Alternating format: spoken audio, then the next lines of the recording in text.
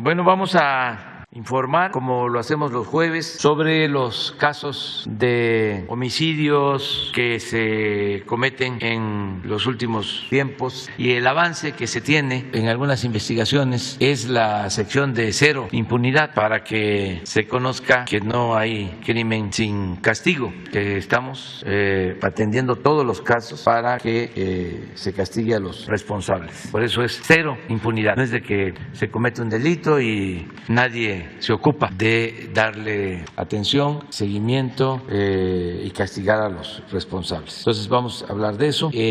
Mañana la reunión de seguridad y la conferencia la vamos a llevar a cabo en Culiacán, Sinaloa, porque también vamos a hacer una gira. Vamos a estar en Chihuahua, en los límites de Sinaloa y Chihuahua. Vamos a evaluar el programa Sembrando Vida que se está aplicando en Durango, en Sinaloa, en Chihuahua, en esa región, y tiene muy buenos resultados. También vamos a supervisar caminos que se están construyendo en esa región. Vamos a aprovechar también para supervisar el camino de San Ignacio a Tayoltita. Vamos a estar en la presa Picachos de Conagua porque queremos ver la posibilidad de instalar una o dos turbinas para la generación de energía eléctrica y también supervisar cómo va lo de la construcción del distrito de riego, y vamos a estar en la reparación de la carretera de Mazatlán a Culiacán, que fue afectada por un huracán. Ya se cuentan con los fondos y el gobierno del estado va a llevar a cabo la reparación de puentes y que se normalice la comunicación de Sinaloa en el caso de Mazatlán a Culiacán. También vamos a ir a la presa de Santa María porque es una obra muy importante que tenemos que estar supervisando constantemente, y vamos a estar en Playa Espíritu, en la zona turística, donde se están rifando los terrenos para que esos fondos se utilicen en la construcción de la presa. Desde luego no alcanza, pero sí es una contribución importante, y era una inversión que no rendía nada. ¿Se acuerdan que compraron ese terreno? Más de 2,000 hectáreas, un rancho, era del finado Toledo Corro, en aquel entonces de $120 millones. No era el lugar más apropiado para un desarrollo turístico porque está como a una hora del aeropuerto de Mazatlán, y pues en vez de desarrollar la zona más cercana a Mazatlán, decidieron comprar este terreno que está en los límites de Sinaloa con Nayarit y dificulta la comunicación. La verdad es que hicieron ahí un negocio. Quisimos venderlo completo a desarrolladores turísticos para recuperar el dinero y no hubo comprador. Entonces tomamos la decisión pues de fraccionar y vender por lotes. Nos va a llevar tiempo, pero sí vamos a recuperar recursos que se van a quedar en Sinaloa en la construcción de la presa. Es una manera de financiar esta obra de mucha utilidad. Ese es el plan para el fin de semana. Y ahora sí, con Ricardo Mejía nos va a informar. Muy buenos días a todas y a todos. Con su permiso, señor presidente, vamos a presentar cero impunidad, no hay crimen sin castigo, que es una instrucción del presidente de la República y de la secretaria de Seguridad, Rosa Isela Rodríguez. Damos cuenta, en primer término, de la detención de Alfredo N., alias El Balín, acontecida el pasado 20 de mayo. Fue una acción de la Fiscalía General de Justicia de Oaxaca y la Coordinación Nacional Antisecuestros. A esta persona se le imputa el homicidio calificado en agravio de dos personas, una del sexo femenino y otra del masculino, cometidos en la región de la cuenca del Papaloapan. Él es parte de una organización criminal que dirige su hermano Gustavo N., alias El Gato, exdiputado local de Oaxaca, quien fue detenido el pasado 4 de noviembre del 2021, acusado de diferentes delitos, entre otros también de homicidio. Siguiente. Esta es la estructura criminal del grupo delictivo coordinado por Gustavo N., alias El Gato, que opera en la región de la cuenca del Papaloapan, en Cosalaba, en Tezonaba y en Acatlán de Pérez Figueroa. Fue detenido él en un primer momento junto con su hijo José Alberto N., alias El Pelón. Después fue detenido Gustavo Abigail, alias El Pino, también vinculado a este grupo criminal con alianza con el cártel Jalisco Nueva Generación. A El Pino se le acusa también de actor del homicidio del periodista Julio Valdivia Rodríguez, que ocurrió en Veracruz en septiembre del 2020. Y a esto se suma la detención del Balín. Siguiente. También en Oaxaca damos cuenta de la detención de homicidas y generadores de violencia. El 7 de mayo, la Fiscalía y la CONACE detuvieron a Marcos N., acusado del homicidio calificado en San Pedro Mixtepec, Oaxaca. El 13 de mayo también se ejecutó una orden de aprehensión en contra de Irvin N. y José de Jesús N., también por por homicidio calificado en agravio de una víctima varón ocurrido en Oaxaca de Juárez, en la capital, en los valles centrales, y otra más también, otra detención de 4 personas que se les acusa de haber ocasionado el homicidio de 3 personas de sexo femenino. Esto fue una operación el pasado 15 de mayo por la Fiscalía, CONACE, Guardia Nacional, CEMAR y la Policía Estatal de Oaxaca. Siguiente. Esta es la detención de Rodrigo N., alias El Chamuco. Es parte del caso Bavispe. El 19 de mayo, en Ascensión, Chihuahua, elementos de la Secretaría de la Defensa Nacional, con apoyo del Centro Nacional de Inteligencia y en la parte legal, en coordinación con la Fiscalía General de la República, lograron esta detención. Él es presunto integrante del grupo criminal La Línea, que habría participado en el ataque de las familias Lanford, Miller y Levarón, ocurrido en noviembre de 2019. Con esta detención van 31 presuntos responsables de delincuencia organizada y de homicidio de las víctimas de las familias mencionadas. Y también en el caso de la Ciudad de México, la Fiscalía General de Justicia de la Ciudad, a cargo de la fiscal Ernestina Godoy, da a conocer que se logró una 7ª vinculación a proceso contra Daniel Iván N. Él acumula 13 carpetas de investigación por delitos de violación, abuso sexual agravado y robo agravado. Tiene ya 7 vinculaciones a proceso penal por estos delitos y tiene 6 procesos pendientes que se encuentran en integración. Es un violador serial de Oceanía aquí en la Ciudad de México que ya fue detenido y vinculado a proceso por múltiples eventos. También la Fiscalía de la Ciudad de México da cuenta de la detención del presunto homicida del cineasta Samuel Ríos. Este evento fue en la Colonia del Valle, cuando en un primer momento se comete un robo agravado. Ante la resistencia de la persona se perpetra el homicidio calificado con venganza. Ya fue detenido el presunto autor, Rogelio N., y se encuentra la solicitud de vinculación a proceso penal en su contra. Y también en cuanto a generadores de violencia, en una región donde hay un despliegue permanente de las Fuerzas Armadas y de la Coordinación Antisecuestros, que es en Cajeme, en Sonora, se logró la detención por parte de la Secretaría de la Marina y la Policía Municipal de Cajeme de 3 individuos que intentaron privar de la vida a un civil y a 6 elementos de la Marina. A ellos se les detuvo por el delito de tentativa de homicidio con alevosía y ventaja. Ya están vinculados a proceso. También se logró la vinculación a proceso penal por 2 presuntos responsables del homicidio de 5 personas. Esto también en Cajeme, Sonora. Continuando con Cajeme en Sonora, la Fiscalía General de Justicia de Sonora logró la sentencia condenatoria de 60 años de prisión en contra de Daniel Alejandro N. por un doble homicidio y tentativa de homicidio. A su vez, él ya purgaba otra condena por un homicidio, un feminicidio en este caso de su abuela María Graciela, a quien había privado de la vida, con lo cual acumula sentencias por 101 años. En Cancún, Quintana Roo, en su momento fue difundido bolsas negras con restos humanos que fueron distribuidos en el municipio de Benito Juárez. La Fiscalía General de Justicia del Estado logró la detención de Jonathan N., a quien se le acusa precisamente del homicidio ocurrido en perjuicio de un masculino. Ya fue vinculado a proceso y también se le acumulan cargos por delitos contra la salud en su modalidad de narcomenudeo. El día de ayer, en una operación muy eficaz de la Fiscalía de Quintana Roo y la Mesa de Seguridad de Quintana Roo, se logró la detención de Julio César N. por el delito de feminicidio cometido en agravio de una turista de origen chino, cuyo cuerpo apareció ese mismo día. Ella es la víctima Yan Ping, de nacionalidad china. Esta persona había facilitado la transportación en una camioneta turística. Sin embargo, después se tuvo conocimiento con una serie de investigación y análisis, cámaras y temas de telefonía, que él habría estado con ella y él habría privado de la vida, por lo cual con los datos de prueba que se tenían se le pudo detener y está ya la solicitud de vinculación de proceso penal en su contra. En Puebla se da cuenta también de la detención de 9 elementos de la Policía Estatal Preventiva de Puebla. La Fiscalía General de Justicia de Puebla dio cumplimiento a una orden de aprehensión contra 9 elementos de esta corporación acusados de los delitos de homicidio calificado en grado de tentativa, daño en propiedad ajena, entre otros cargos, por los hechos ocurridos en el paraje denominado Obasalco del municipio de Xoquitlán, en Puebla, el pasado 9 de mayo. Estas personas habrían privado de la vida a tres personas y a 4 más las habrían lesionado, todos vecinos del municipio de Coyomeapan, Puebla. Ya se hizo la solicitud de vinculación a proceso penal en su contra. Se da cuenta de una detención de una célula criminal vinculada al cártel Jalisco Nueva Generación. Esto fue en el estado de Guanajuato, en una operación coordinada por la Fiscalía General de Justicia de Guanajuato, la Secretaría de la Defensa Nacional, la Guardia Nacional y la Secretaría de Seguridad Pública del Estado. Detuvieron a 9 sujetos con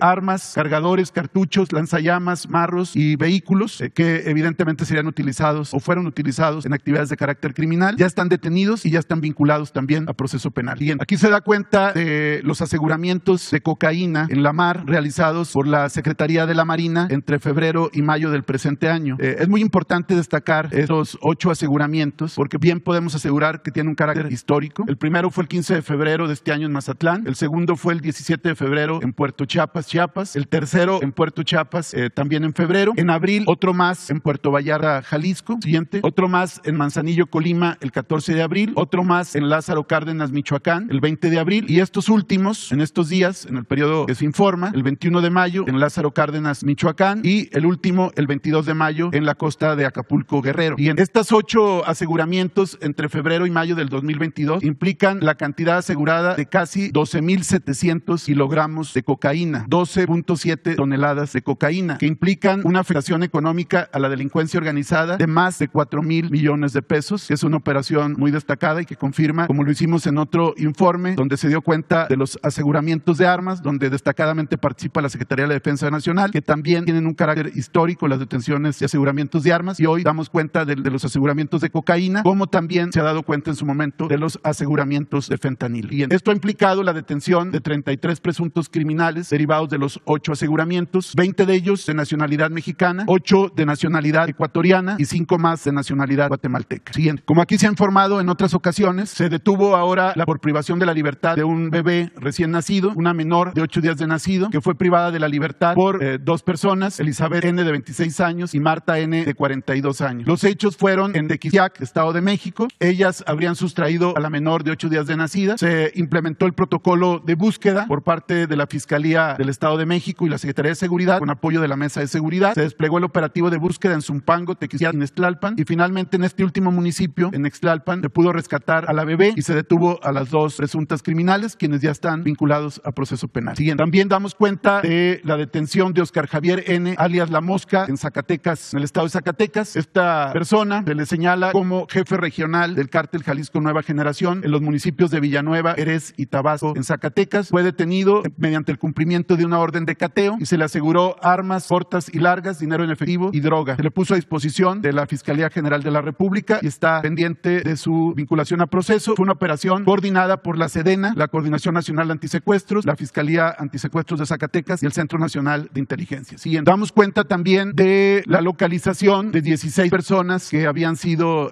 reportadas como desaparecidas. Se emitió la boleta de búsqueda y la Fiscalía General de Justicia de Nuevo León informa que las mismas 16 personas fueron localizadas con bien. Esto fue entre los días 19 y 24 de mayo del presente año. Continuando con Nuevo León y en seguimiento a la instrucción presidencial de revisar de manera exhaustiva el caso de Devani Escobar Basaldúa, señalar que ha habido una comunicación permanente tanto con la Fiscalía de Nuevo León, el gobierno de Nuevo León y desde luego los padres de la víctima, don Mario Escobar y la señora Dolores Basaldúa. De tal suerte que informamos que el pasado día sábado 21 de mayo se llevó a cabo una reunión interinstitucional del caso en el Instituto de Ciencias Forenses del Tribunal Superior de Justicia de la Ciudad de México. Fue una reunión donde se analizaron los distintos peritajes y la información con que se cuenta, y por un consenso entre las instituciones se determinó, para darle mayor certeza a las causas que ocasionaron el sentido deceso de Devani, poder realizar la exhumación del cuerpo para poder hacer las investigaciones y los peritajes forenses que fueran necesarios. En tal virtud, la Fiscalía General de Justicia del Estado de Nuevo León solicitará al juez de control la exhumación del cuerpo de la víctima, es decir, de Devani Susana Escobar Basaldúa, a efecto de homologar criterios forenses sobre la causa de la muerte. Señalar también que continúan los trabajos del grupo interinstitucional en el proceso de investigación, en estrecha colaboración con el Ministerio Público Local, para el fortalecimiento de las líneas de investigación, siguiendo en todo momento el protocolo de feminicidio. De igual manera, se sigue trabajando las áreas de inteligencia de la Secretaría de Seguridad y Protección Ciudadana y del Gobierno de México en el análisis de los equipos de videograbación y telefonía relacionados con la carpeta de investigación, y se continúa con el intercambio de investigación para realizar las acciones técnicas y de inteligencia a efecto de ubicar sujetos que pudieran haber estado vinculados a esta línea de investigación por feminicidio. Siguiente. Informar también que bajo la política de cero impunidad y reconociendo el mérito a las autoridades de la Ciudad de México, a la Fiscalía y también a las autoridades de la Secretaría de Seguridad, señalar que se obtuvieron diferentes sentencias condenatorias, una por feminicidio y tentativa de feminicidio en contra de José Alfredo N., a quien se le impuso una pena de 106 años de prisión, otra más por secuestro agravado en contra de 4 presuntos responsables, a quienes se les impuso una pena de 56 años de prisión, otra más por feminicidio en contra de Marco Antonio N., a quien se le impuso una pena de prisión por 60 años, y una última por violación agravada en contra de una persona menor de 18 años en contra de Luis Eduardo N. Esto fue en los últimos días, son sentencias condenatorias. Esto es importante porque no se trata solamente de la detención, de la vinculación a proceso penal, sino llevar el seguimiento hasta que haya sentencias condenatorias y como lo ha dicho el presidente, que no haya crimen sin castigo. Y dando cuenta del seguimiento de los casos de personas periodistas, informar, como lo hemos hecho, que hay 9 casos, hay 21 personas detenidas o buscadas con orden de aprehensión por estos eventos y 17 de ellas vinculadas a proceso penal. Siguiente, revisamos nuevamente los casos y además en memoria de las víctimas. José Luis Gamboa Arena, hay una persona detenida ya vinculada a proceso penal y hay otra orden de aprehensión más pendiente de ejecutar por este caso acontecido en Veracruz. En el caso de Margarito Martínez, hay 10 personas detenidas, 10 vinculadas a proceso. Se está en la etapa de investigación complementaria y el Ministerio Público está aportando más elementos para fortalecer precisamente el proceso penal. Es el caso también de Lourdes Maldonado, con 3 personas detenidas y 3 personas vinculadas. También el caso de Ever López Vázquez en Salina Cruz, 2 personas detenidas, 2 personas vinculadas. De Juan Carlos Muñiz en Fresnillo, Zacatecas, también detenido el presunto autor del evento y vinculado a proceso. En el caso de Armando Linares de Zitácuaro, hay 2 órdenes de aprehensión y se sigue en la búsqueda de los presuntos autor material y copartícipe. En el caso de Luis Enrique Ramírez Ramos, comentar que hay un equipo permanente que está con la fiscal general de Sinaloa, hay líneas de investigación muy sólidas, hay ya diferente material en la carpeta de investigación, pero no hay todavía elementos para poder judicializar, aunque se tienen indicios fuertes. Y en el caso de Sheila y Yesenia de Cozoleacaque, ya están las 2 órdenes de aprehensión de los presuntos autores materiales, quienes están plenamente identificados. Por último, comentar que en el caso de la abogada activista en asuntos de temas de género, Cecilia Monzón Pérez, hay una comunicación permanente tanto con el gobernador Miguel Barbosa y el fiscal general Gilberto Higuera, quienes han estado a su vez, sobre todo el fiscal, en contacto con la familia de la víctima, algunos de los cuales llegaron procedentes de España, porque ella tenía la doble nacionalidad. Se continúan los peritajes, las videograbaciones, telefonía, entrevistas, y hay elementos muy sólidos para poder avanzar en muy breve tiempo con ya la judicialización en contra de presuntos autores materiales intelectuales vinculados a este hecho delictivo. ¿Sería cuánto, señor presidente? Vamos, 2, atrás, 3, 4, 5, 6. Adelante. Ya quedamos, que ustedes van a ayudar a que haya igualdad. Buen día, presidente. Nancy Flores, de la revista Contralínea, y también buen día al subsecretario. Presidente, quiero plantearle nuevamente el tema de los refugios para niños víctimas de trata de Rocío Orozco, porque parece que hay una confusión respecto de la competencia. Ayer tuvimos oportunidad de entrevistar a la abogada y fiscal de la Ciudad de México, Ernestina Godoy, y ella nos explicó que en este tema es un asunto federal, que no existe ninguna carpeta de investigación en la Fiscalía de Justicia de la Ciudad de México, porque es un tema federal. Y ya revisamos, y es que resulta que estos refugios, en general los albergues, que están destinados a atender a personas en situación de vulnerabilidad, en este caso son niños víctimas de trata de personas, pero también pueden ser personas en situación de calle o adultos mayores, no importa, están regulados por la Secretaría de Gobernación, porque se trata en este caso de albergues que están operados por la sociedad civil, pero el Estado tiene una responsabilidad sobre estas personas en situación vulnerable. Y ella nos explicaba precisamente esto, que no pueden abrir ellos ninguna investigación ni hacer justicia sobre este caso, porque es un tema de fuero federal, al tratarse además del delito de trata de personas. Entonces, presidente, bueno, aquí la secretaria de Seguridad Pública, cuando le consultamos qué iba a pasar con este caso y si no iba a quedar impune, ella nos decía que existían estas carpetas de investigación tanto en el Estado de México como en la Ciudad de México. Se confirma que en la Ciudad de México no hay nada y en el Estado de México sí hay una carpeta de investigación, porque pues ahí acudieron las propias personas del refugio. Y aquí la pregunta es, presidente, si la Secretaría de Gobernación ya presentó alguna denuncia por estas violaciones que ocurrieron en contra de menores, de 3 menores de 7, 9 y 11 años, uno de ellos además con la agravante de que tenía una discapacidad intelectual. Entonces, preguntarle, presidente, si la Secretaría de Gobernación ya presentó esta denuncia, si la van a presentar ustedes al tratarse, pues como dice la abogada Ernestina Godoy, de un tema federal, y también si hubo algún tema de violación al debido proceso por parte de la Fiscalía del Estado de México por abrir esta carpeta cuando en realidad no era su competencia. Tendría que haberlo turnado a la Fiscalía General de la República. Bueno, pues si te parece, mañana mismo informamos sobre este caso. Hoy voy a pedirle al secretario de Gobernación, al subsecretario, a la secretaria de Seguridad Pública que presenten un informe sobre el estado que guarda esta investigación, en qué instancia está, aunque independientemente de a quién corresponde, lo que hay que hacer es justicia y que no haya impunidad. Entonces, mañana informamos, aun cuando vamos a estar en Culiacán, de todas maneras se va a informar puntualmente. sobre lo que estás planteando. Sí, presidente, porque lo que opera aquí es como una especie de subrogación, como ocurría con las guarderías del Instituto Mexicano del Seguro Social. El gobierno, las autoridades, en este caso el DIF nacional, los DIF estatales y también las procuradurías para atención a los niños, a los menores de edad, entregaban a estos menores víctimas de trata a estos refugios porque decían que no tenían espacio en sus propios albergues. Entonces hay un tema como de subrogación, como ocurría también con las guarderías. Preguntarle también sobre el tema de Vitol. Bueno, ya sabemos, aquí usted nos indicó que ya habían esta compañía, esta empresa, gran empresa, la primera en el tema de distribución de combustibles, que ya habían hecho públicos los nombres de quienes habían sido corrompidos por parte de Petróleos Mexicanos. El 22 de abril pasado, el Consejo de Petróleos Mexicanos sesionó de forma extraordinaria para decidir ampliar esta contratación que tenían con la firma KPMG para las auditorías internas, y se estaba revisando todo el tema de Petróleos Mexicanos corporativo, pero también de sus filiales y subsidiarias, incluyendo a todo el grupo PMI y también a todo el grupo que se controla desde Pemex Transformación Industrial. Preguntarle, presidente, si estas auditorías se van a cancelar, si ya le informó algo la secretaria de Energía o el director general de Petróleos Mexicanos, si se van a cancelar toda vez que pues esta información ya la obtuvieron, ya se sabe quiénes son las personas que se corrompieron, y si aquí en este caso ya hay detenciones o algunas órdenes de aprehensión en contra de los funcionarios que se corrompieron.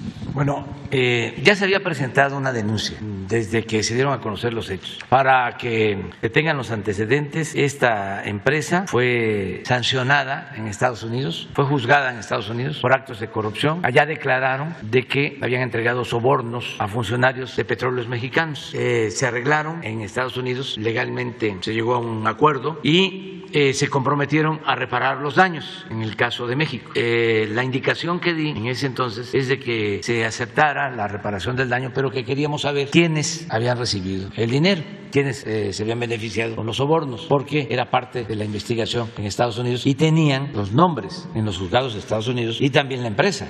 Pero pensaron que si se reparaba el daño, con eso era más que suficiente. Entonces no aceptamos la reparación del daño y les exigimos que queríamos saber quiénes eran las personas que habían recibido dinero.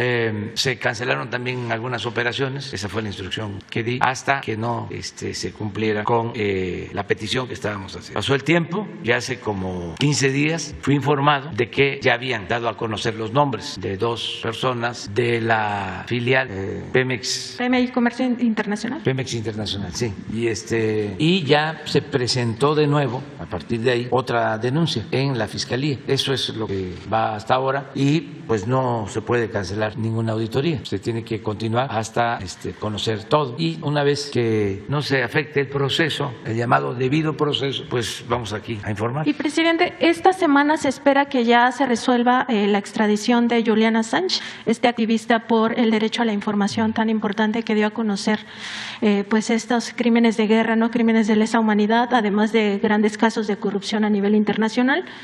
Usted aquí en la conferencia de prensa matutina había dicho que había la posibilidad de que México le ofreciera asilo político por toda esta persecución que está sufriendo Julian Assange y todo el equipo de Wikileaks. Preguntarle cómo va este tema, presidente, si ha habido algún avance al respecto y si ya se comunicaron con el equipo de defensa de Julian Assange. Gracias, presidente.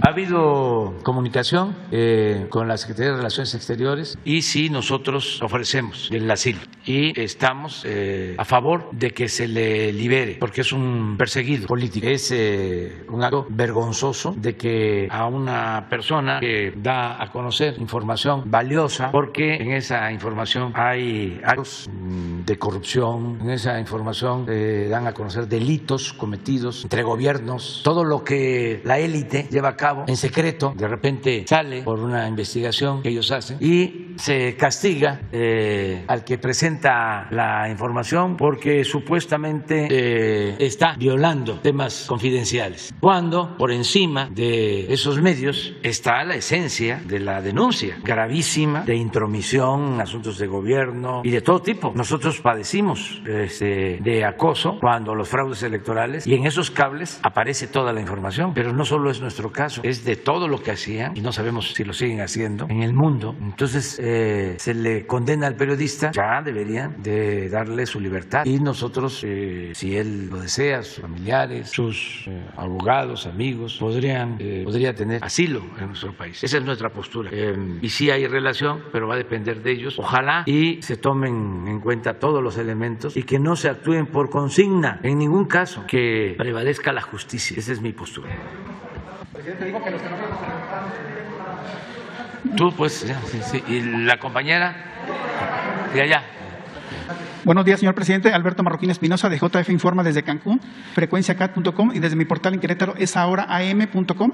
Señor presidente, existe un departamento denominado Centro de Liquidación Regional, que le llaman CLC, que se dedica a evaluar el trabajo del personal que maneja los ingresos de cada caseta de cobro en Capufe. Yo sé que el lunes tocó este tema con Hans Salazar. Yo ya le había hablado sobre este tema también hace 3 semanas, pero obviamente en esta investigación que yo realicé, ya he entrevistado a más de 30 trabajadores. Este departamento se dedica a evaluar el aforo de vehicular que hay en cada caseta para ver si coincide el número de vehículos que cruza por una caseta con lo que reporta cada empleado, ¿no? Y como usted señalaba que la directora de Capufe le informó que no coincidían los ingresos o había un comparativo con años anteriores, que para mí de inicio comparar ingresos con la pandemia pues no es un punto de comparación real, ¿no? Entonces en este caso sí hay una omisión por parte a lo mejor de los directivos de Capufe, si aseguran que hay una diferencia de ingresos y que están robando dinero, pero no hay denuncias de los hechos ante la función pública en años anteriores, cuando sabíamos que era una empresa privada de outsourcing, que era relativamente sencillo levantar actas administrativas para poder hacerle los cambios pertinentes del personal en su momento, ¿no? Y es personal que lleva más de a veces de 10 años, los más jóvenes de 2 años de trabajo. Entonces yo creo que hay algo que tiene que investigar la Secretaría de la Función Pública en este punto, porque realmente no coincide. Y ojalá si nos pudiera presentar a lo mejor la directora de Capufe el informe que le presentó usted para la justificación, que digo, no lo veo muy de acuerdo a lo que yo investigué, porque también está ocurriendo lo mismo en pensionista. En Capufe hablamos de 600 personas y de pensionista hablamos de 400 personas, que pasó algo similar. Y también llama mucho la atención porque el 23 de diciembre de 2021, la directora de Capufe ya había emitido un oficio dirigido a todo el personal de outsourcing, asegurándoles que ya iban a recontratar a partir de enero y que le echaran muchas ganas, que pues ya estaban todos con este nuevo esquema de la ley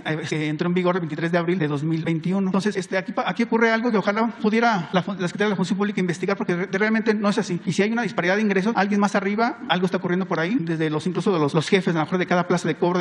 Porque yo he entrevistado gente desde Tabasco hasta Culiacán, por ejemplo, o sea, hasta el norte del país. O sea, de verdad he indagado con muchos, incluso muchos de ellos se han conectado a mi canal de YouTube para dar su versión, su testimonio cada uno de lo que ocurre, ¿no? Entonces, ojalá que nos pueda decir al respecto sobre eso, señor presidente. Sí, vamos a profundizar más sobre el tema, que Elsa Beites informe y que también intervenga la Secretaría de la Función Pública para no cometer ninguna injusticia con los trabajadores, pero al mismo tiempo no permitir la corrupción. Efectivamente. O sea, eso es todo, porque estamos limpiando de corrupción todo el gobierno, de arriba hacia abajo, y no se tolera la corrupción. Y hay resistencias, porque estamos hablando de años de estas prácticas corruptas. En Capufe, bueno, considera la caja chica siempre el gobierno federal. Ponían a sus compadres, o sea, a la gente más cercana, a los amigos, ya se sabía que el que iba allí iba a robar. Y algo parecido está sucediendo ahora, y aprovecho para darlo a conocer, porque ya no hay espionaje, ya no existe el CISEN, pero sí hay inteligencia. No hay espionaje, pero sí mucha inteligencia de la gente que me informa de todo lo que está pasando. Y ahora parece como que hay oposiciones, resistencias, boicot en el aeropuerto de la Ciudad de México, y me están echando la culpa a mí de el tiempo que tardan los pasajeros por los cambios que se están llevando a cabo. Y viene de arriba, ¿no?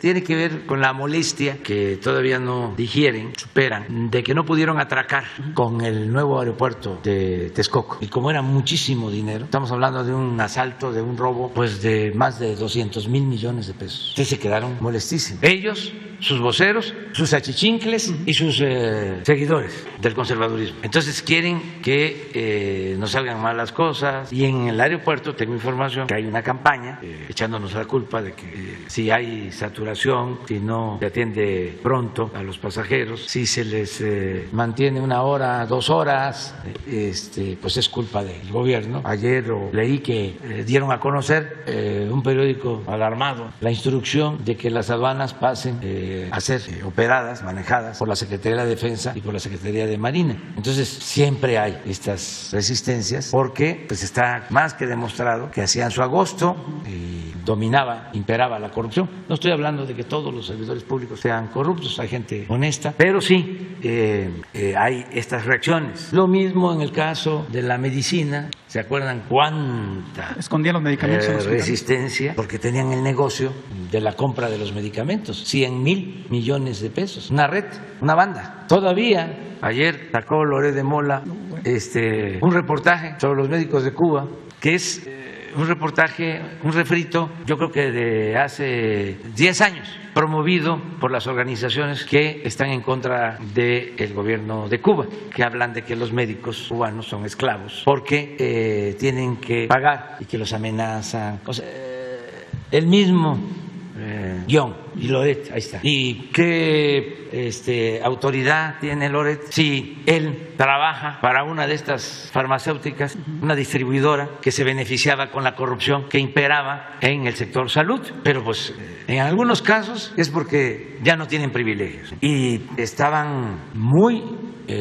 enraizadas esas prácticas. Yo siempre he dicho que nuestro movimiento, la transformación, iba a ser pacífica, sin violencia, pero radical, porque íbamos a arrancar de raíz. La palabra radical viene de raíz. El régimen de corrupción, de injusticias y de privilegios, y es lo que estamos haciendo. Entonces, como estaban muy arraigadas, enraizadas estas prácticas, pues siguen con sus molestias y siguen con sus campañas, pero no se trata de afectar a los trabajadores y por lo general la mayoría de la gente actúa con honestidad. Sí, son más de 600 se repite, trabajadores. pero yo sí lo tengo que estar recordando, que la mayor riqueza de nuestro pueblo, o la mayor riqueza de México, es la honestidad de nuestro pueblo. Pero hay una cúpula enajenada por el dinero, por lo material, muy echada a perder. Minoritaria, pero con mucha influencia. Entonces vamos a buscar la forma de que se aclare todo esto, porque sí, ha habido un aumento en los dos casos, en Capufe, más ingresos, todo lo que tiene que ver con las casetas. Cuando llegamos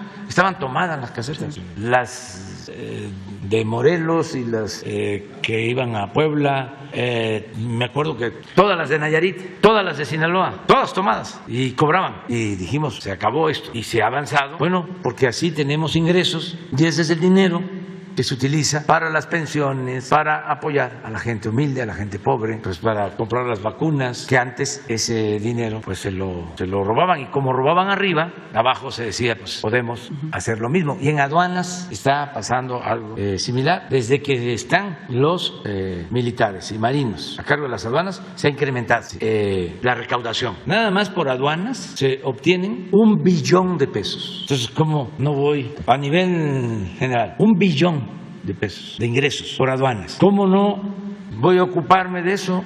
¿Y cómo les voy a dejar las aduanas a los gobernadores? Ya no, los actuales no. Pero antes era, estas me corresponden a mí y yo voy a proponer. Y los sistemas de vigilancia, me llamó la atención de que había un contrato de cámaras, porque era una robadera completa. Hacían la faramaya de que con sistemas modernos se detectaba, ¿no?, el robo, y había que comprar drones y cámaras, lo que pasaba con el huachicol. Entonces robaban en eso. Por lo general esos equipos ahí quedaban, echándose a perder, porque no les interesaba. Era el moche por la compra de los equipos. Pero además, si se instalaban los equipos, se subcontrataba o subrogaba el servicio a una empresa que era la que manejaba las cámaras, y eran contratos de 2,000, de 3,000 pesos, millones de pesos. 2,000, 3,000 millones de pesos. Y se empiezan a revisar todos los contratos y se les empieza a decir, bájale 200 millones. Pues sí, no, pero es muy poco, bájale más,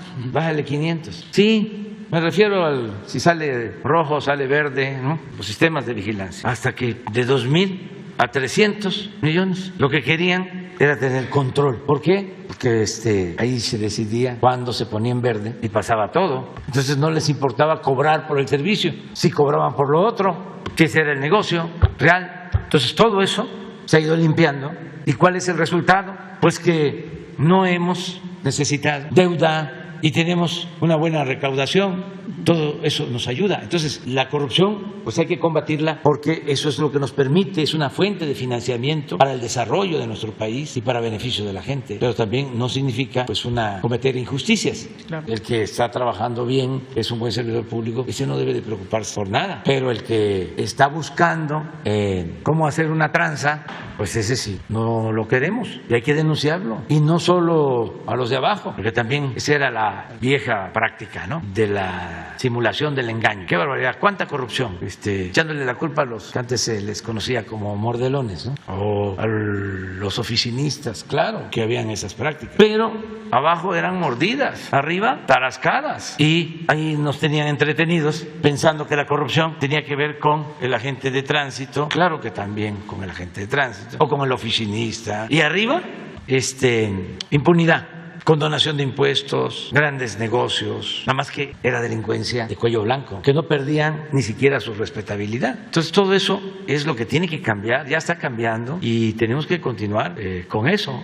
Y cada vez la gente está más porque efectivamente consciente. Están justificando a lo mejor despedir a los de abajo para ver arriba ya justificar que ya hubo un faltante, pero la culpa la tuvieron los de abajo, como ocurría en Pemex, por eso permitieron el huachicol, porque había arriba un gran robo, pero mejor echarle la culpa a los huachicoleros, ¿no? Que robaban los ductos con pequeñas tomas y así justificaban los grandes robos en Pemex, por ejemplo, ¿no? Sí, eso es lo que vamos a revisar en este caso. Capufe y pensionista también es otro caso. Sí, igual. Lo mismo. Y bueno, una denuncia ciudadana, señor presidente, en el 2017, yo sé que no es competencia de la federación, pero es que de verdad en Insurgentes Norte, número 1260, hubo un edificio que quedó en muy mal estado, ya se reparó, pero realmente sigue igual, pero ya dijeron las autoridades que ya está bien el edificio, pero son 165 familias que saben que están en grave riesgo en ese edificio. Lo que piden ellos nada más es que un ingeniero estructurista ajeno a lo mejor al gobierno de la Ciudad de México y que haga una evaluación, realmente es lo único que piden ellos para que les den esa garantía, porque saben, ellos tienen estudios que ese edificio sigue mal, ¿no? Entonces ojalá, es el único apoyo que piden ellos, ¿no? Sí, nada más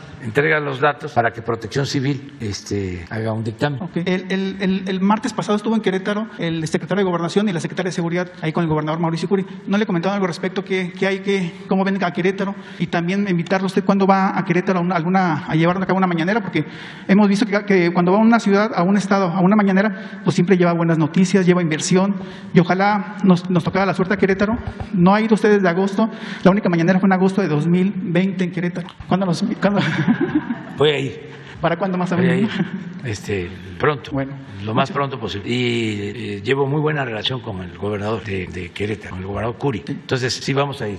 Ahora no podemos estar en los estados o haciendo actos, ¿no? Sí podríamos estar en supervisión, donde hay elecciones, pero en Querétaro no hay. Entonces sí vamos a estar. Vale. Gracias, señor presidente. Sí.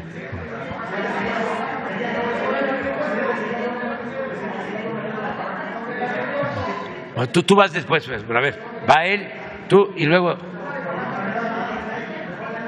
A ver, pues tú de una vez. Espérense. Paren. Sí, muchas gracias, señor ¿Cómo presidente? se decía antes cuando? Muchas gracias. Ramón Flores. Una de noticia de última hora. Paren máquinas. Muchas gracias, presidente. Ramón Flores, del Centinela Informa de Humanoid de Inglaterra. Presidente, una parte que hemos descubierto del golpe blando se llama el descontento social. Hemos hecho una investigación en el Centinela Informa en varios municipios que son parte del PRIAN-RD, así los vamos a llamar. Estos personajes han estado haciendo un trabajo sigiloso, vendiendo terrenos federales. Y le voy a traer aquí las pruebas, presidente, donde, por ejemplo, ellos venden terrenos y exhiben este recibo de dinero de papelería en 200,000 pesos y dice anticipo para la compra del terreno, pero después a la víctima de fraude lo obligan a pagar el catastro o el predial. Aquí tengo el recibo de Santa María Huatulco, que estaba gobernado por el PRI-RD, hoy ya gobierna Morena, donde lo obligan a pagar 15,000 pesos. Traemos lo que es las conversaciones de WhatsApp, donde el exfuncionario le dice que es problema de Fonatur y que es problema del presidente que no está liberando esos terrenos. Le están haciendo un descontento social abajo en los municipios para precisamente seguir sobre ese golpe blando que traen. Entonces, presidente, ¿qué podríamos hacer o qué se puede hacer respecto a estos documentos que le voy a entregar a usted ahorita para que lo revise su Consejería Jurídica y que la Consejería Jurídica también revise o le haga una auditoría a los municipios? Porque de verdad, no nada más es Oaxaca. Hemos descubierto casos en Veracruz, en Chiapas, en Tabasco, porque debido al desconocimiento o un poco, no quiero manejar la palabra ignorancia, pues aprovechan de estas personas que quieren comprar terrenos, pero están vendiendo terrenos federales, los municipales, con operadores políticos que tienen ahí. Yo tengo aquí hasta la credencial de elector de la persona que le vendió ese terreno y que dice que que era culpa de Fonatur, que no quiere entregar el terreno y que es culpa de usted. ¿Qué nos puede comentar al respecto, si se puede hacer una investigación, presidente? Sí, ya estamos trabajando en eso. Hay muchos terrenos nacionales y de Fonatur que son los más codiciados porque están en las playas. En el caso de Huatulco son miles de hectáreas de propiedad federal y han estado invadiendo, y hay líderes, entre comillas, que se dedican a eso, y cada vez hay más invasiones toleradas. Entonces ya estamos haciendo un inventario de todos los bienes federales, de todos los bienes de la nación, para protegerlos y frenar esas invasiones y esos fraudes. Y coincido contigo, promovidos en la mayoría de los casos por las mismas autoridades. Pero ya estamos en eso.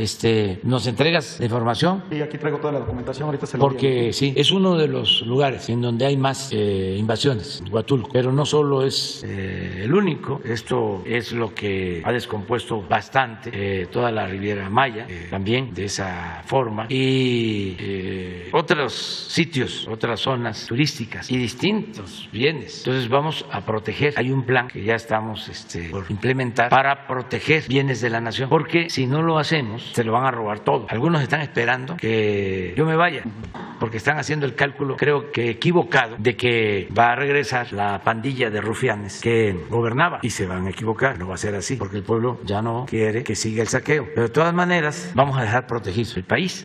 Vamos a buscar la forma de que ya no sigan entregando concesiones para la minería. Ya protegimos litio, pero tenemos que crear todavía la institución encargada de ese propósito, la ley reglamentaria, todo lo de Fonatur, que se ha manejado como un botín. Y hasta ahora, porque nos ha llevado tiempo, porque fue mucho lo que duraron. Siempre lo repito, 36 años. Es una generación, 36 años el periodo neoliberal, que es sinónimo de robo, de saqueo. Entonces se introdujo eso hasta la médula. Sí, nos salvó el pueblo, las culturas que vienen de lejos, las costumbres, las tradiciones, la honestidad de nuestro pueblo. Porque el propósito era que la mancha negra invadiera todo, que se perdieran todos los valores y que predominara lo material, la ambición al dinero, el triunfar a toda costa, sin escrúpulos morales de ninguna índole. Por eso crearon lo de el mecanismo aspiracionista, y cuánto tienes, cuánto vales, y lo que he dicho aquí, ¿no? Los ejemplos. Si tienes un carro último modelo, sí te pueden voltear a ver, ¿no? Un Ferrari. ¡Oh! Sí, lograste comprar una casa en una zona exclusiva. ¿Cómo lo hiciste? ¿Quién sabe? Eso no importa. El fin justifica los medios. Si tienes tu departamento en Nueva York y en Miami, y no todo el que tiene es malvado, y el que hace dinero con trabajo, de conformidad con la ley, merece respeto. Pero estamos hablando de este sistema que se estableció, de que había que sobresalir a costa de lo que fuese. Entonces, todo eso es lo que estamos enfrentando, y vamos a cuidar los bienes, y hemos recuperado bastante, pero nos falta todavía. O sea, necesitamos seguir limpiando de corrupción. Okay. Y esto que estás planteando es cierto. Tan es así que ya estamos haciendo un inventario de todos los bienes. Porque también en el desorden, si no se sabe cuánto tiene Fonatur, o lo maneja el delegado de Fonatur. Hasta hace poco me enteré de que había un delegado en Fonatur que rentaba la casa presidencial. Yo no uso esos inmuebles. Voy a hoteles, que dicho sea de paso, son buenos hoteles, limpios, económicos, me tratan muy bien los trabajadores, me cuidan, los cocineros, chef, son muy solidarios. Entonces me siento muy bien. Pero habían casas para los presidentes. Hay todavía. Pues no voy. De repente me entero de que la usaban porque la rentaban, y no sé si ingresaba el dinero o no. Entonces, ¿para qué nos quedamos con esas casas? Mejor vamos a que se rifen, se vendan y se entreguen para algo en beneficio de la gente, en beneficio del pueblo. Entregarle al pueblo los bienes para que los protejan, los cuiden y se beneficien. Es como el tianguis del bienestar. Ya les vamos a informar cuánto se ha entregado en los pueblos más pobres de Guerrero, de Oaxaca, de Chiapas, Veracruz. Ahora están en Chiapas, en los Altos. ¿Y qué llevan? Todo lo que se decomisa, que se acumulaban en almacenes, se tenía que pagar renta de esos almacenes. Y todo lo que se decomisaba, ropa, zapatos, ventiladores, de todo, se echaba a perder o se lo robaban. Y además tenía que pagarse la renta de las bodegas. Entonces hicimos todo esto para la gente pobre. ¿Y qué me va a importar que digan que es populismo, paternalismo a estas alturas? Imagínense. Sí, ayudar a los pobres es ser populista, que me apunten en la lista. Presidente, en un segundo tema, bastantes migrantes se han acercado al programa del Centinela Informa, donde ellos le piden de favor o le solicitan que ellos quieren regresar a México con una seguridad. ¿Cuál es la seguridad? Tener una vivienda y poder pagar su seguro social. Ellos le están pidiendo que si usted puede crear un programa en conjunto entre el Infonavit y el IMSS, ¿se imagina cuánto dinero ingresaría? Por ejemplo, si un migrante empieza a pagar su seguro social aquí en México, o si, por ejemplo, ellos así lo dijeron, si el presidente nos puede dejar adquirir una vivienda en México, que por ejemplo nos pidieran $100 semanales, sin problema lo pueden pagar, como ellos lo dicen, su casa. ¿Se podría hacer un programa en conjunto entre el Infonavit y el IMSS para que puedan beneficiar a los que usted llama héroes vivientes, presidente? Sí, lo vamos a hacer, porque además ya lo he escuchado. Hay mucha gente que quiere regresar a México, cada vez más gente grande que quiere venir a sus pueblos. Bueno, nunca se pierde la querencia, ¿no? Hay un corrido de los Tigres del Norte que habla de eso, del papá grande que quiere regresar y ya los hijos ya no quieren. Creo que se llama La Jaula de Oro. Así se llama, ¿no? A ver si la buscan y la escuchamos.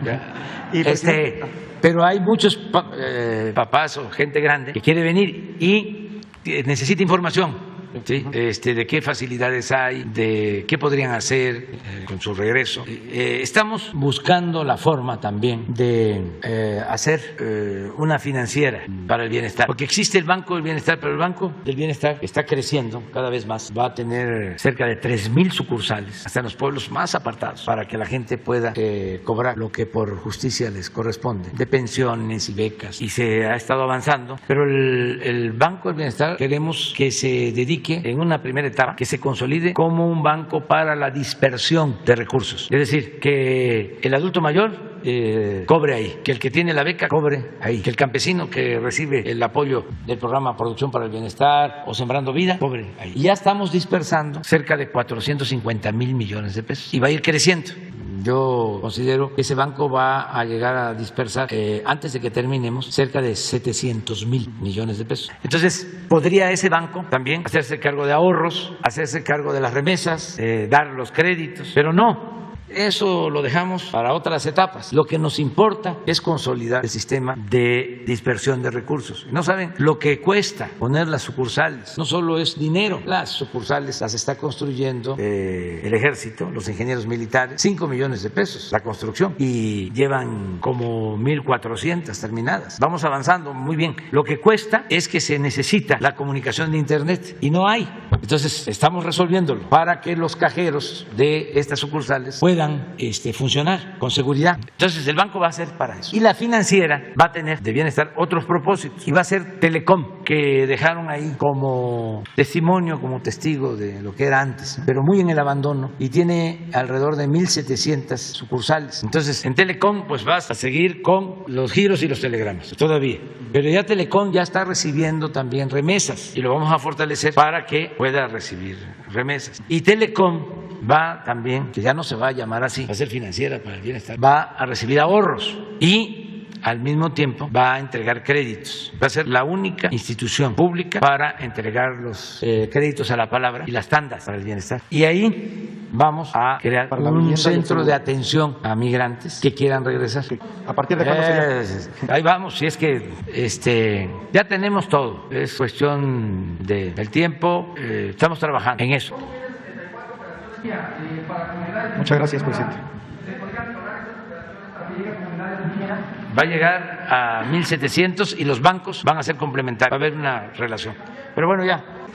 Adelante, adelante. Hola, muy buenos días, señor presidente. Soy Pepe Ramírez del canal El Charro en Vivo, un canal de medios digitales. Señor presidente, hace unas semanas en esta conferencia de prensa se presentó lo que es la reforma electoral que busca, como ya todos lo sabemos, fortalecer la democracia, no permitir más fraudes electorales, así como abaratar el costo de la misma, ya que tenemos un aparato electoral obeso que nos cuesta millones de pesos a las y los mexicanos cada año. Esta iniciativa ha generado un gran debate tanto en la ciudadanía como en la clase política de nuestro país. En este caso, la última, los partidos políticos ya fijaron su postura. Tal es el caso del Partido Acción Nacional, del PRI y del PRD, que ya rechazaron esta propuesta, argumentando que es un retroceso a la democracia. En días posteriores, el PRI y el PAN presentaron individualmente su propuesta, una propuesta de contrarreforma que se compone de varios puntos. Sin embargo, presidente, parece que no conocen la historia de nuestro país, y es que el PRI propone regresar la figura del vicepresidente, una propuesta que es innecesaria. Además, proponen la anulación de las elecciones si hay indicios de participación de la delincuencia organizada, porque ellos tienen la narrativa de que presuntamente Morena Morena es financiado por la delincuencia, y esto lo han hecho su bandera. Y así como estas son la mayoría de sus propuestas que dejan entrever su gran preocupación por seguir cuidando sus privilegios, recibiendo recursos públicos, además de que buscan se establezca un poder donde las cúpulas de los partidos políticos sean los que decidan e inclinen la balanza de acuerdo a sus intereses. Por ejemplo, la propuesta del PAN, que busca regular la declinación de las candidaturas, o por ejemplo, la propuesta de ambos partidos de aplicar la segunda vuelta en las elecciones presidenciales y así cerrarle el paso a cualquier candidato que les resulte incómodo. Es decir, presidente, ellos quieren acomodar las reglas de tal manera que lo que no pueden realizar, no pueden ganar en las urnas, lo hagan a través de diferentes estrategias sin importarles la voz de las y los mexicanos, relegándola a un segundo plano. En esta situación, presidente, la pregunta sería, ¿qué opina usted de estas propuestas que presentan los partidos de oposición? Y, presidente, de no aprobarse su iniciativa que usted presenta, ¿qué acciones emprendería su gobierno para fortalecer la democracia? Y es que al final todo se resume en el tema electoral para la transformación de nuestro país, y en este caso pues es importante el tema electoral y que se escuche la voz de las y los mexicanos. Bueno, vamos a esperar a que pasen las elecciones y vamos a hablar más sobre el tema, porque sí es necesario que se abra el debate, que se trate el asunto. Antes iban a reformar la Constitución y el pueblo no se enteraba, solo arriba, porque como tenían el control absoluto de los medios de información, la gente no se percataba o manipulaban. ¿Se acuerdan cuando querían privatizar el petróleo en el tiempo de Calderón, que habían unos mensajes en radio, en televisión, de que los mexicanos teníamos un tesoro? ¿Se acuerdan de eso?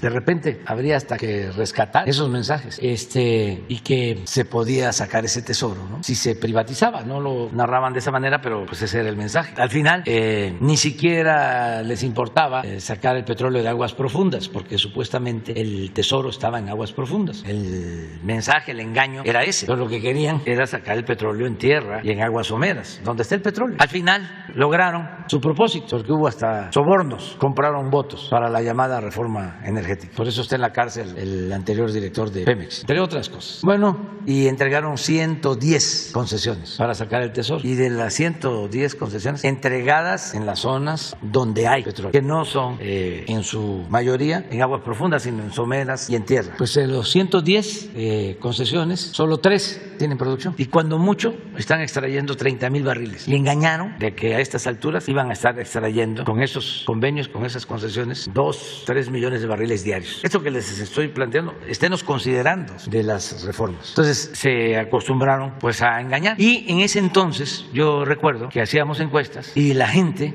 estaba a favor o estaba dividido. La reforma que tenía menos aprobación era la fiscal, la de los impuestos. Pero esta tan importante, porque era la entrega de los bienes del pueblo, de la nación, a particulares, sobre todo extranjeros, como era tanto el bombardeo en los medios y no había información suficiente, llegó a estar 50-50. Y la gente, pues sí, ahí va a venir, va a llegar la dolariza, porque así decía, viene el dinero a raudales, va a haber empleos, va a haber producción, no va a aumentar el precio de las gasolinas. En ese paquete estaba la reforma fiscal, la reforma educativa. Entonces no había debate. Eso es una cosa interesante. Ahora se procura el debate, y en el caso de estas reformas, como fue la reforma eléctrica, va a haber debate para la reforma electoral. Todo el pueblo, porque hay gente engañada, desinformada. Me estaban comentando que en Las Lomas habían unas mantas, unos carteles colocados en algunas casas que dicen: en este hogar defendemos al INE, algo así. ¿Y de qué lo defiendes? O sea, si el INE no va a desaparecer, o sea, a lo mejor cambia de nombre, pero pues tiene que haber un órgano autónomo encargado de organizar las elecciones. Nada más que ese órgano autónomo encargado de las elecciones tiene que ser manejado por mujeres y por hombres honestos, íntegros, porque no existe eso, no ha existido.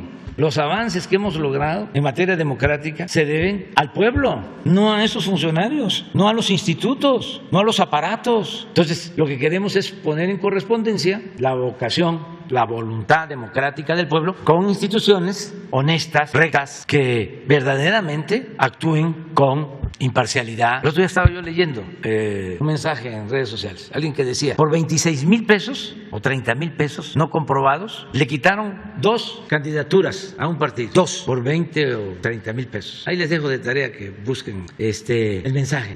Y se sabe de un dirigente recientemente que recibió de un empresario no sé cuántos millones. Yo no sé. Son ustedes.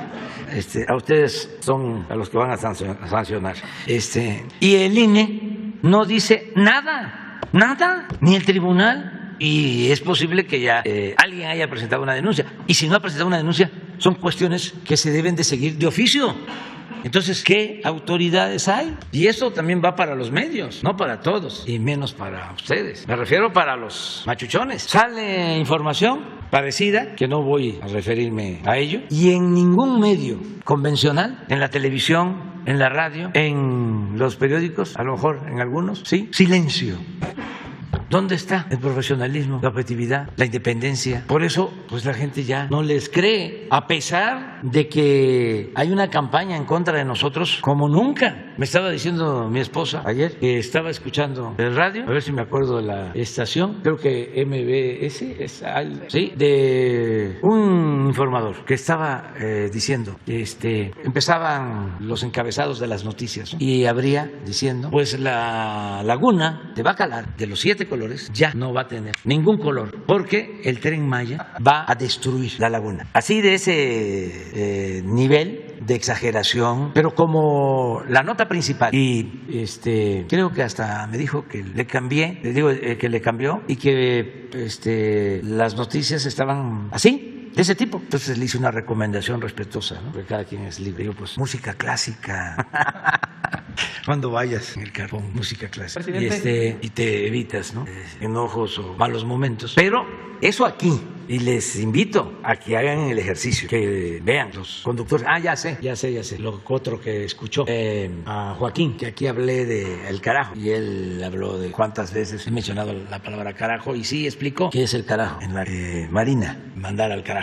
Pero sí creo que fue ayer, sobre los dos temas. Estos. Presidente. Entonces hay que debatir. Cuando pasen las elecciones, al debate, y ya se tratan todos los temas. Presidente, mi segunda pregunta de hecho va acorde a lo que acaba de comentar, y es que el martes en una conferencia de prensa los dirigentes de los partidos PRI, PAN y PRD dieron a conocer que presentaron una serie de quejas ante el Instituto Nacional Electoral en contra del canciller Marcelo Ebrard, la jefa de gobierno Claudia Sheinbaum y el secretario de Gobernación Adán Augusto por participar en actos de campaña apoyando a los candidatos de Morena, alegando de que se vulnera el principio de imparcialidad y equidad en la contienda, violando el artículo 134 de la Constitución. Asimismo, lo acusan de actos anticipados de campaña. Ellos alegan que se han estado utilizando recursos públicos para beneficiar a los candidatos de Morena, y aquí pues contrasta con lo que lo acaba de comentar. En este caso, estos audios que se filtran, y además lo que está pasando en un estado como Tamaulipas, donde el gobernador de esta entidad pues está a todas luces metiendo mano. Pero esta situación, presidente, ha generado un gran debate en las redes sociales, y es que muchos ven estas quejas que se presentan, y que también los mismos partidos dicen, le exhortan a la Fiscalía para que investigue todo esto que se está viviendo en las elecciones. Lo ven como una estrategia para cerrarle la puerta a estos 3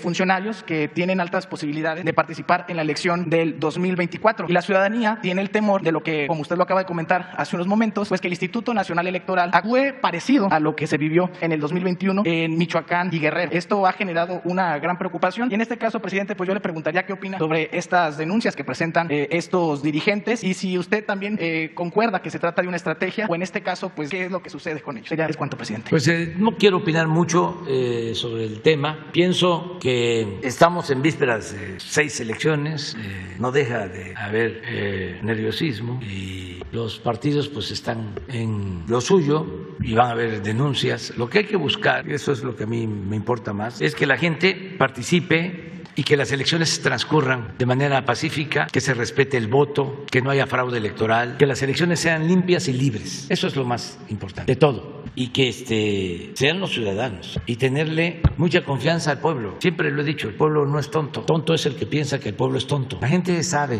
muy bien. Y decía un maestro, a lo mejor el pueblo no tiene del todo claro lo que quiere, pero tiene perfectamente claro lo que no quiere. Ya la gente no quiere corrupción, no quiere cacicazgos, no quiere impunidad, no quiere injusticias, no quiere racismo, ni clasismo, ni discriminación, no quiere prepotencia, no quiere políticos fantoches, nada de eso quiere ya el pueblo. El pueblo se cansa de tanta pinche tranza. Ya me voy.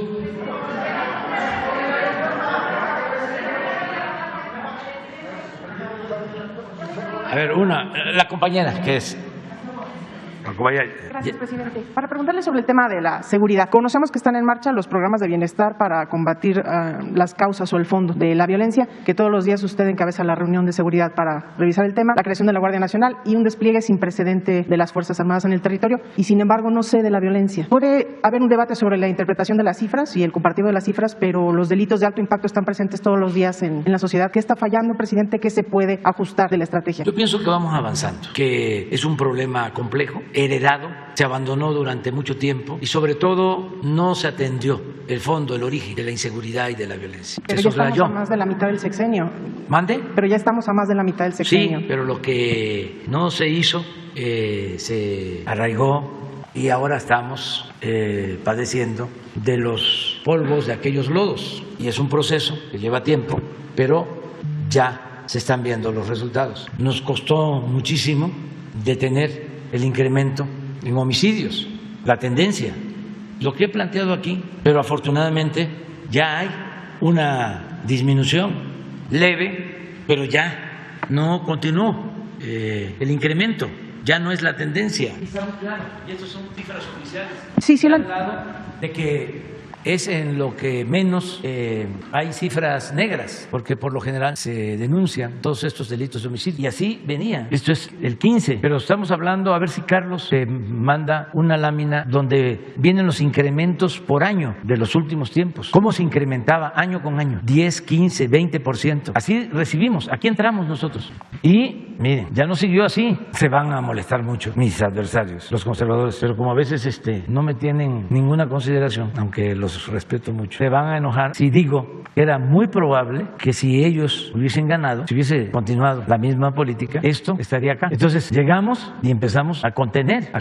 Y aquí iniciamos los programas de bienestar con una filosofía nueva, porque para los conservadores no hay más que la mano dura, las medidas coercitivas, cárceles, leyes más severas y hasta cuestiones extremas de exterminio. Entonces nosotros no creemos en eso. Consideramos que lo fundamental es ir a las causas, que no se puede enfrentar el mal con el mal. Lo que fracasó, que no habían masacres durante todo el periodo neoliberal, sobre todo, no declaró la guerra Calderón. Eran masacres a manos del Estado, ahora lo que seguimos viendo son masacres por el enfrentamiento entre los grupos criminales, pero en medio está la sociedad, presidente. O sea, sí, pero no es el Estado. Pero no importa, sigue muriendo gente inocente. Sí, y tratamos de evitarlas, pero hay una gran diferencia, no es el Estado. Pues imagínense que Calderón tenía a García Luna de secretario de Seguridad. Entonces aquí ya empieza. Acabamos de tener antier, un día de los más duros, difíciles, con 118 homicidios. Afortunadamente, hoy ya fueron el informe 65, 67, 65. Pero esos picos de violencia, ¿a qué obedecen? Hay una falta de capacidad institucional.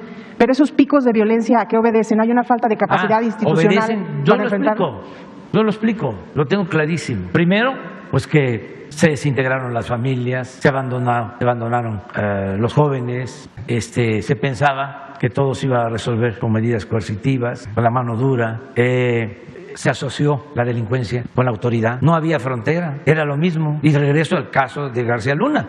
Pues estaba asociado con una banda, entonces se perseguía a unos y se protegía a otros, había contubernio y también vinculación de autoridades con la delincuencia. A mí me llama mucho la atención lo de Guanajuato, para hablar en plata. ¿Por qué tanto tiempo el procurador de Guanajuato? Si es de los estados con más homicidios. Y le he pedido respetuosamente al gobernador que haga una evaluación sobre el funcionamiento de la Fiscalía Estatal, pero parece que ahí hay grupos de intereses creados que son los que mandan. Porque, ¿por qué no pones lo de homicidios?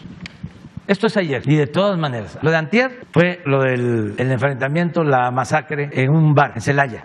Y ayer, que tenemos 65, ya no 118. De todas maneras, 10 de los 65, 15% Guanajuato. Entonces, pero vamos a seguir con el tema, porque es muy interesante.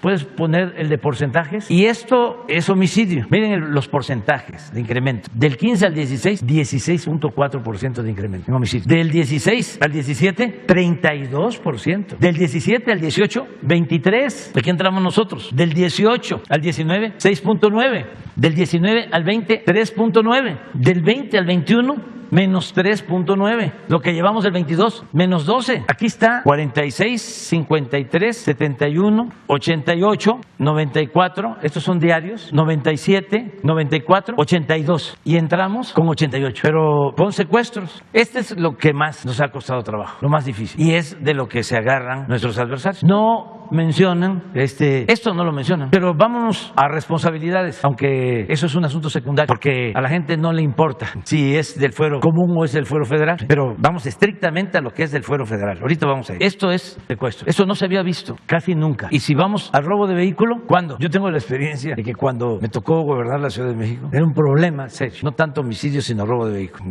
Homicidio, cuando estaba de otro partido, estaba como a 3 diarios aquí. El ingeniero Cárdenas le bajó y yo lo bajé y lo dejé en 1.9 y luego subió, no, lo bajó más Marcelo y ya últimamente subió, llegó hasta 6 diarios y ahora con Claudia lo bajó a 1.9 después de 20 años, sí, como 20 años aproximadamente. Bueno, pero recuerdo que dejé como en 75 robos diarios de vehículos. Me acuerdo que los que más se robaban en ese entonces eran los Volkswagen, porque habían en ese entonces como 120,000 taxis, la mayoría eran Volkswagen y se los robaban, la mitad de los carros que se robaban eran Volkswagen porque los desmantelaban y vendían las piezas y casi no cambiaba el tipo de pieza y por eso muchos robos de Volkswagen, y eran 2 puertas, tenía problemas y a partir de ahí ya se reglamentó. Al mismo tiempo que se autorizó la credencial única, se decidió que ya los taxis tenían que tener 4 puertas y ahí empezó a cambiar. Pero bueno, hablo de 75 robados, 80, lo encontré creo que en 120 diarios y ahora resulta que en la ciudad el robo de vehículo, a ver si no lo tienen, es como 15 y al otro día se enojaron porque dije que la Ciudad de México tiene menos delincuencia que Nueva York. Hasta un periodista de esos muy famosos lo tomó a mal. Entonces sí se ha avanzado, y vamos a avanzar más. ¿Por qué tenemos ventaja? Primero, porque no permitimos la corrupción. Segundo, porque no hay contubernio. Está bien definida la autoridad y no está asociada, no hay asociación delictuosa como existía anteriormente. Y lo otro, que trabajamos todos los días. Y lo más importante, estamos atendiendo las causas. Y eso lleva tiempo. Por eso nunca hacían nada, porque nos daban el avión y nos decían, sí, está bien, que se atienda la pobreza, que aumente el salario, que haya empleo, que se atienda a los jóvenes. Pero eso tarda mucho y nunca se hacía. Nosotros desde que iniciamos estamos en eso. Y sí lleva tiempo, pero ya hay resultados. Esto es en la ciudad.